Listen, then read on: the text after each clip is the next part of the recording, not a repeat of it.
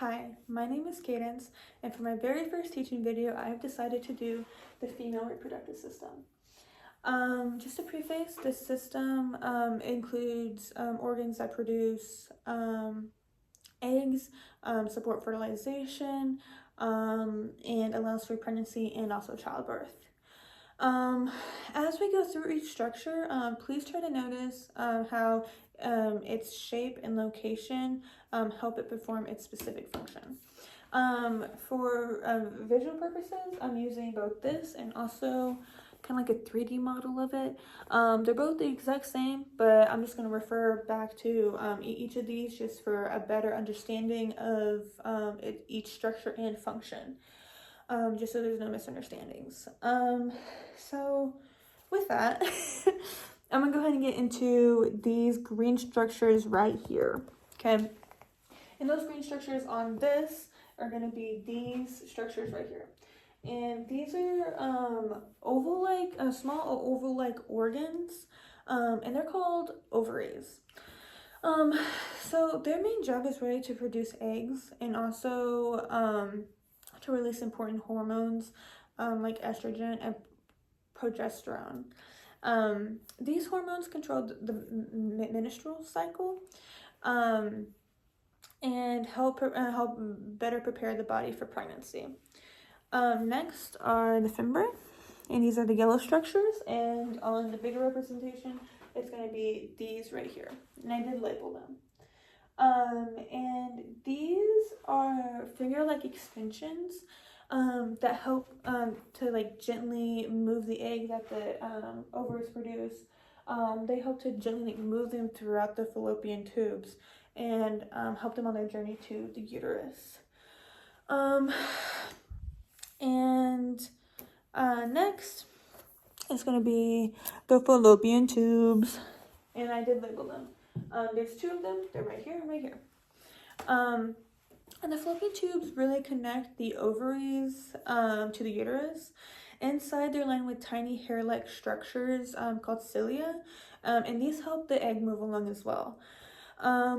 This is also where fertilization typically happens, and that is whenever the sperm meets and joins with the egg.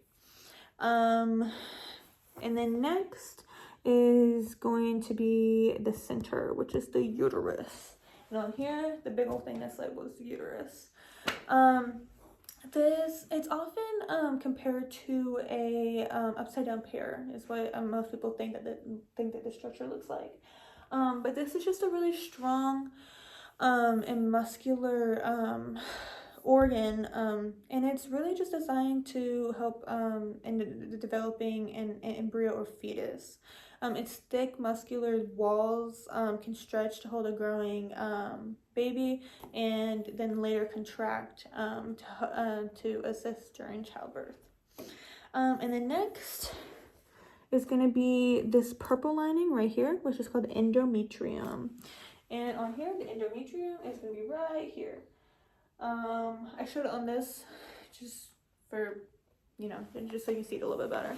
But the endometrium, this lines the uterus, and it's a soft inner layer that thickens every month to prepare for a possible pregnancy. And with that, if a fertilized egg does not end up attaching to the endometrium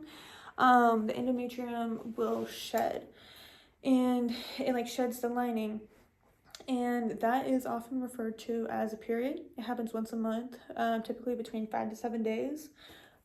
Yeah, so next after the endometrium is going to be the cervix, which is right here, and it's right below the uterus. So right below the uterus, the cervix right here. And the cervix, it's a very narrow opening between the uterus and the vagina. The cervix helps protect the uterus from infection and opens during childbirth to allow the baby to pass through. After the cervix is going to be this right here, and it's going to be the white structure. I don't know if you can, yeah. And that is in right here. It's kind of harder to see on this one, so again, I'm going to show up close. That is the vagina. And the vagina is a really muscular canal that connects the cervix to the outside of the body. It really serves as a passageway for menstruational flow and childbirth. It has like a really crazy flexibility and strength, and it really it makes a really important part of the reproductive process. And then last but not least is the vulva. And I say last but not least because there's a lot that I didn't mention. But for time purposes, this will be my last one. The vulva is located right here. And the vulva, it refers to the external parts of the female reproductive system. It includes the folds of skin that protect the inner organs, and also provide sensory functions. Altogether, though, the reproductive system is a really great example of how structure and function are perfectly intertwined and connected. The fallopian tubes and fimbriae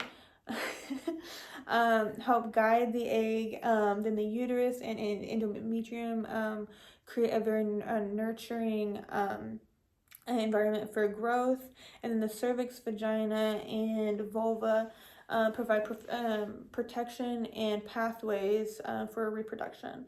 Every single part has a specific role, and together they make the system work as one incorporated whole.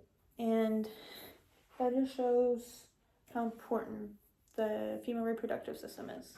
Thank you so much for watching and listening. I really hope you learned something. But yeah, thank you. Have a good day.